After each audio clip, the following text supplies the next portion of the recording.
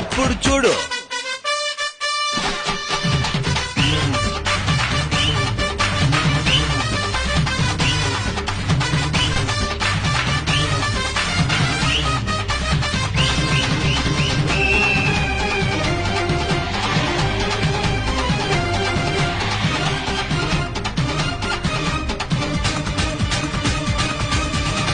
உள்ளம் தெளிவாக வை, எண்ணம் உயர்வாக வை, வாழும் காலம் எல்லாம் மண்ணில் மரியாதை வை.